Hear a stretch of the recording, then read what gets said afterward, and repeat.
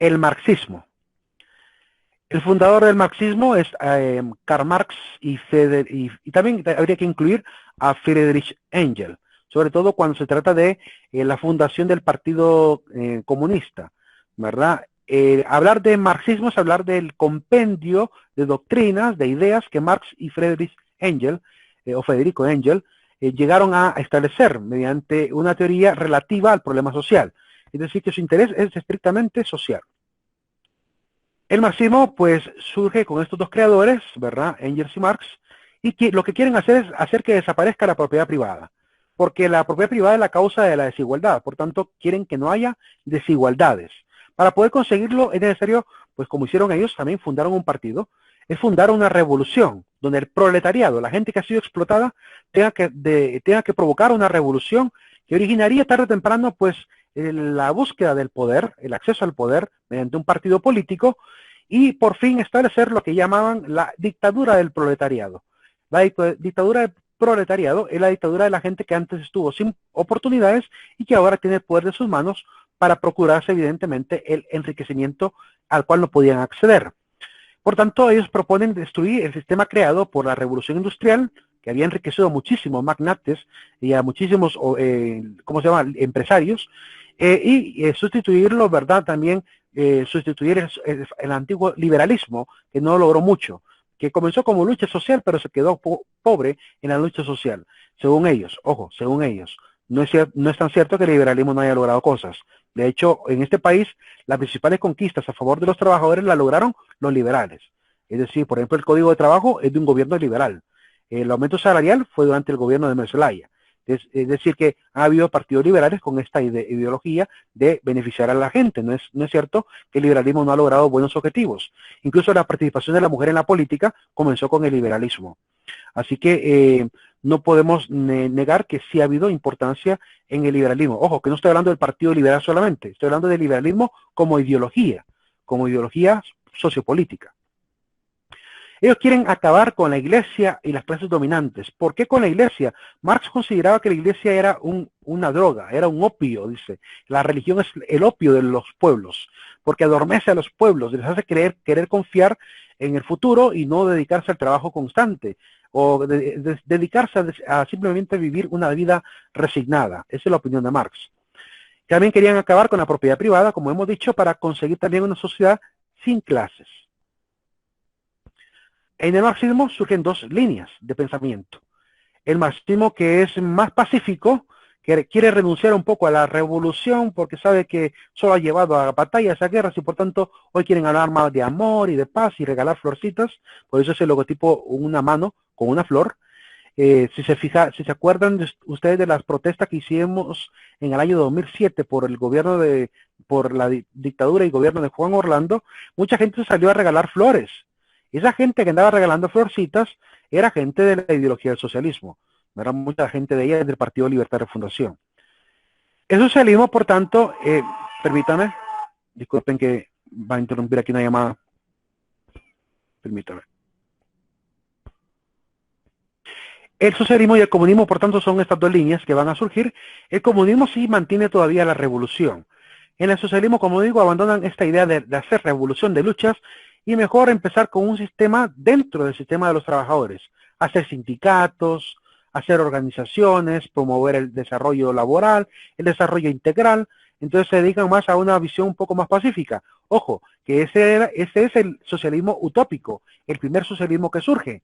Pero después se va a tergiversar y hoy en día hablar de socialismo es casi hablar de comunismo, No abandonan la idea de la revolución. Miren a Fidel Castro, a Chávez, cómo mantuvieron por mucho tiempo esa ideología de la revolución aquí, la revolución allá, y pasaron 30 y pico de años en el poder y nunca parecía que la revolución llegara a algo, ¿verdad? Quieren llegar a la dictadura del proletariado, ya lo hemos dicho.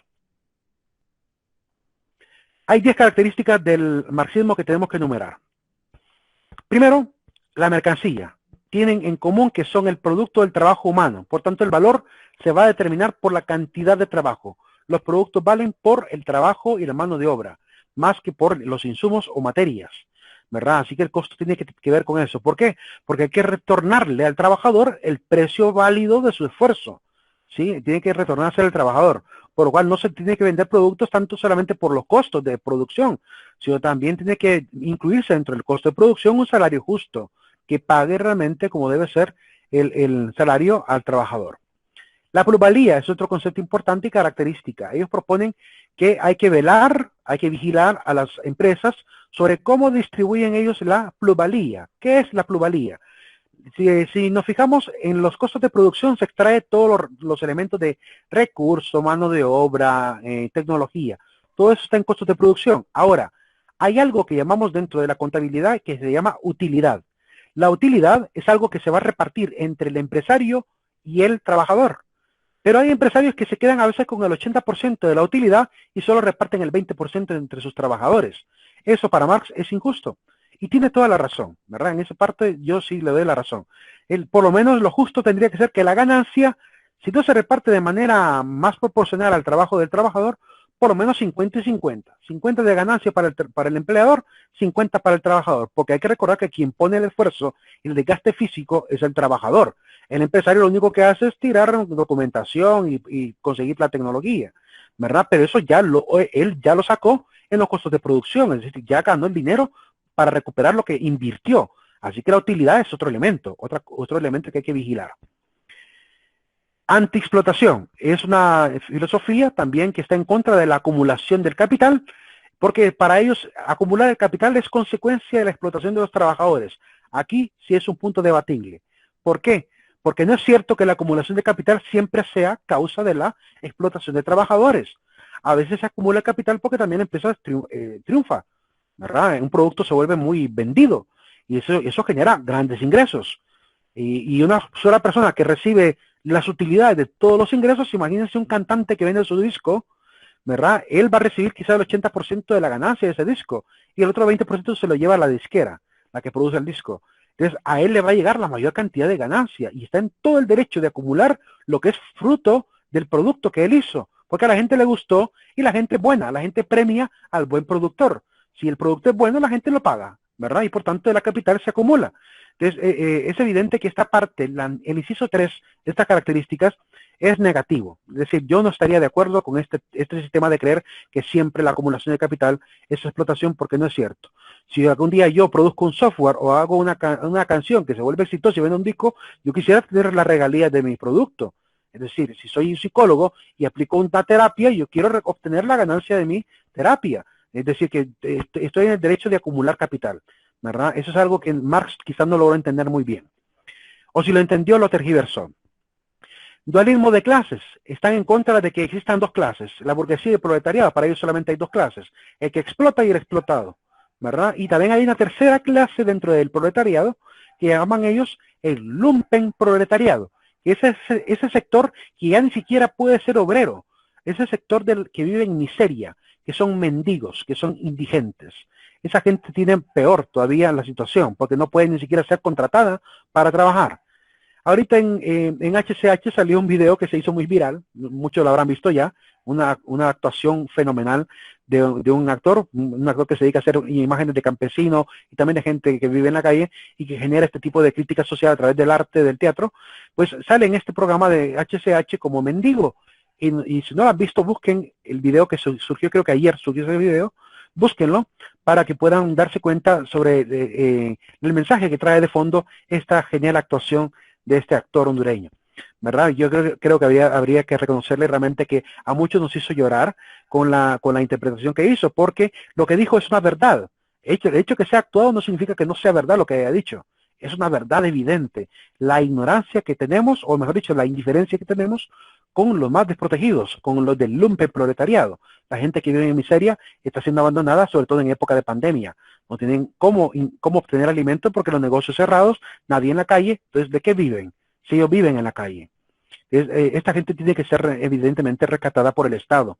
El Estado debe procurar espacios para darle, durante la pandemia al menos, ¿verdad?, a esta gente oportunidades. Y si fuera posible, pues reinsertarlos socialmente, que es lo que realmente hay que hacer. Reeducarlos, ayudarlos con el oficio y reinsertarlos en la sociedad.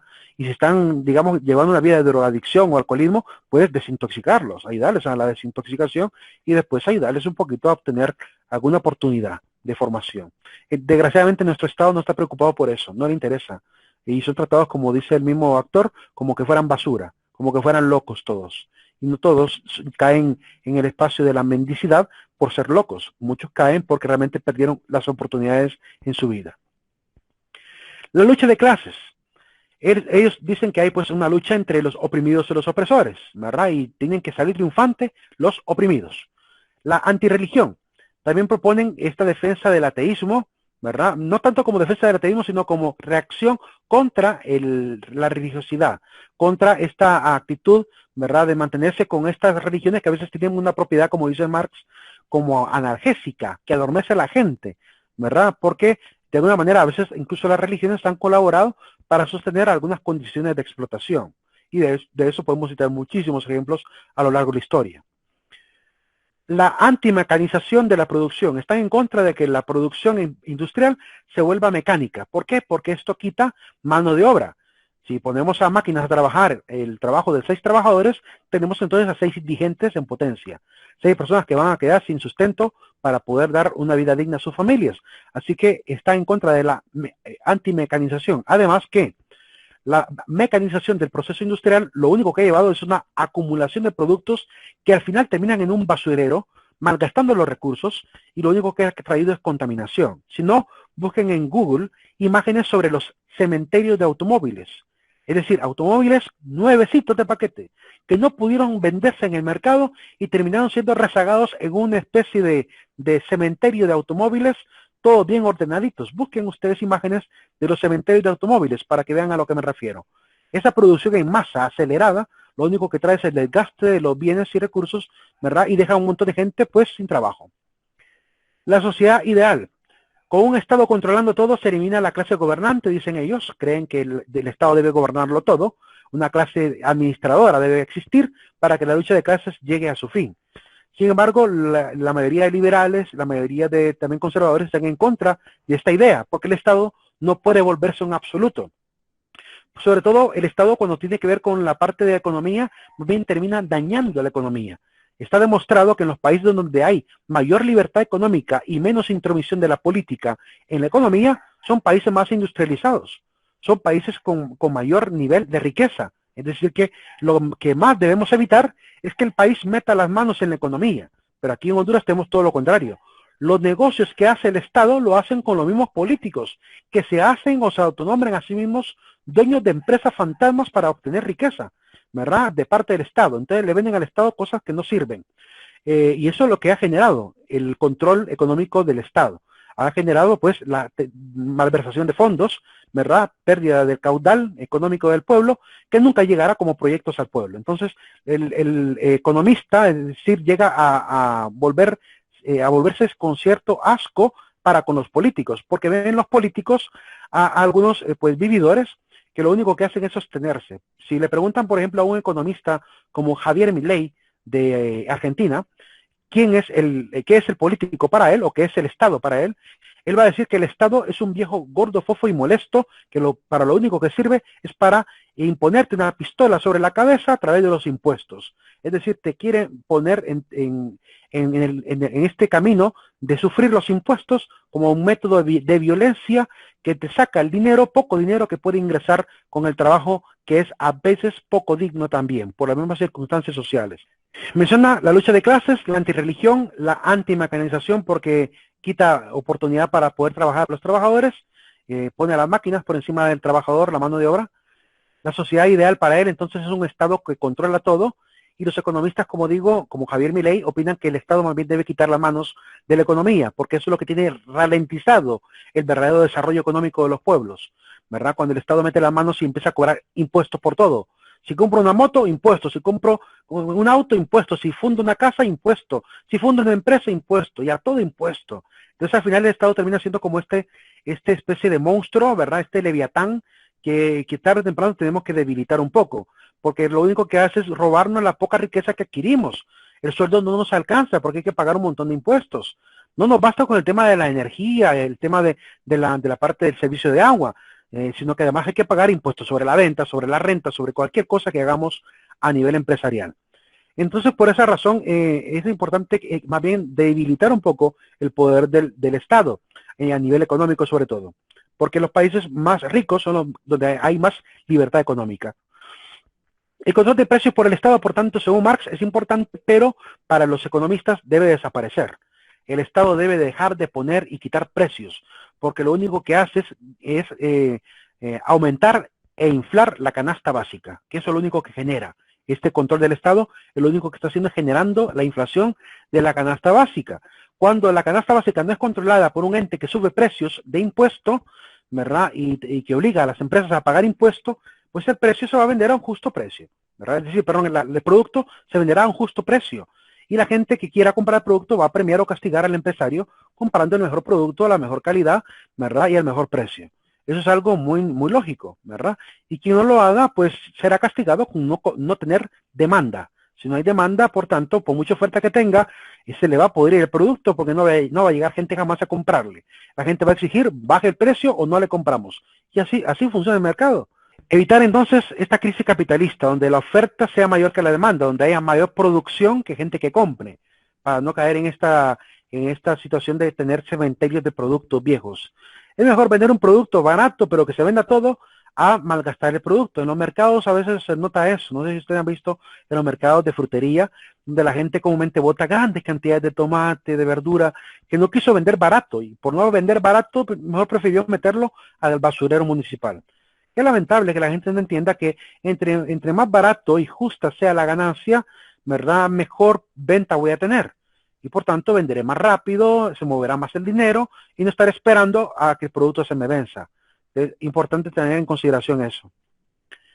El capitalismo surge entonces como reacción al comunismo, a esta idea del manejo del capital por el Estado. El capitalismo se lo debemos a un filósofo llamado Adam Smith. Y quiero definir, o mostrar, mejor dicho, la definición de qué es el capitalismo, sacado de esta obra que se llama Los ojos de la prensa, de Javier Bustos Díaz. Está en la página 66 a la 67, y me parece que el párrafo que voy a citar sintetiza muy bien qué es el capitalismo. En el capitalismo, los individuos y las empresas llevan a cabo producción y el intercambio de bienes o de servicios en forma libre dentro de la división del trabajo, con el propósito necesario del beneficio monetario para la obtención de recursos en función de cualquier orden de fines dentro del marco de una cooperación mediatizada por el mercado. La distribución, la producción y los precios son de los bienes y servicios son determinados por el libre mercado, no por el Estado, sino por el libre mercado. La oferta y la demanda, ¿verdad? La relación entre productores y consumidores. Así es como se logra establecer los precios más justos, según la dinámica que entienden los mismos científicos de la economía. Ellos son los que van a establecer estos principios, que el mercado se regula a sí mismo. Se va a regular a sí mismo si no hay intromisión de un ente externo que no produce nada y lo único que hace es exigir dinero, como el Estado mismo. Características del capitalismo. Propone la propiedad privada y defiende la iniciativa empresarial. Tengo derecho a obtener bienes con mi trabajo. No tiene por qué el Estado meterse en eso. Es mi libertad y debo mantenerlo. El contrato libre, la ganancia y la movilidad social. Tengo que obtener un contrato en libertad y en libertad puedo renunciar a un contrato injusto. Si yo veo que en un trabajo me van a exigir algo que es injusto, tengo todo el derecho a renunciar. Perfectamente. No tengo por qué quedarme en un sistema opresivo. Entonces, incluso así castigamos al empresario. Si el empleado dice voy a trabajar acá pero me ve que le están pagando mal o le están tratando mal, renuncia y busca otra alternativa, ¿verdad? Lo que pasa es que la gente a veces también no tiene esa dignidad de decir no me voy a quedar aquí esclavo o sufriendo la opresión de esa persona sin valor moral. Entonces, evidentemente aquí tiene que haber una actitud también de la voluntad del individuo que es empleado. Es decir, tiene que tomar la determinación si vender su dignidad con un maltrato o buscar un lugar o un ambiente digno, porque los hay. Hay ambientes dignos para poder trabajar. Lo que pasa es que hay que formarse y hay que buscar, tocar puertas para poder encontrar la oportunidad. El contrato libre, ¿verdad? Las ganancias y la movilidad social. Es importante poder tener la libertad de poder elegir dónde quiero ir a ganar. El libre mercado, las empresas y la competencia son importantes, ¿verdad? Sobre todo el tema del libre mercado. El libre mercado es una doctrina primordial para poder alcanzar verdadero capitalismo. En Honduras, algunos dicen, en Honduras el capitalismo ha producido pobres. No es cierto, porque en Honduras no hemos sido, nunca hemos podido tener el capitalismo como debe ser. siempre ha habido intromisión del Estado, por lo cual, mientras existe la intromisión del Estado, jamás tendremos verdadero capitalismo. Lo que aquí ha habido es timocracia. La timocracia, que es el poder de los ricos. Eso sí ha habido, que ha habido familias ricas que han dominado la política, pero no hay capitalismo realmente. Porque en verdadero capitalismo, el empresario se puede decir, se desentiende de la política y solo se dedica a la producción. Pero aquí tenemos empresarios que se vuelven políticos. Entonces ahí, híjole, ahí hay un problema grave, ¿verdad? Porque evidentemente terminarán generando negocios a su favor con el gobierno. Y eso es lo que ha habido en Honduras, aprovechamiento en ese sentido. El crecimiento económico es importante, ¿verdad? El crecimiento económico se da por las mismas leyes del mercado. Recordemos que en la contabilidad hay leyes que hablan de cómo manejarlo correctamente los recursos. Pues el crecimiento económico es un afán de las empresas. Ninguna empresa quiere ir a la quiebra. Por tanto, la empresa se funda con la intención de volverse perpetua. Con esa intención se funda una empresa, con la intención de permanecer en el tiempo, pero para poder lograrlo tiene que hacer uso de conocimiento científico de la misma economía. Las organizaciones tienen que aparecer por interés individual, no por obligación de ningún otro ente. Si yo quiero formar parte de una organización, lo hago porque estoy interesado en esa organización y voy a cumplir con las normas y reglamentos de esa misma organización. Me volveré parte de la familia empresarial, por así decirlo. El liberalismo y el rol del Estado. Para el capitalista, el Estado debe desaparecer de la economía, ¿verdad? Como lo hemos dicho.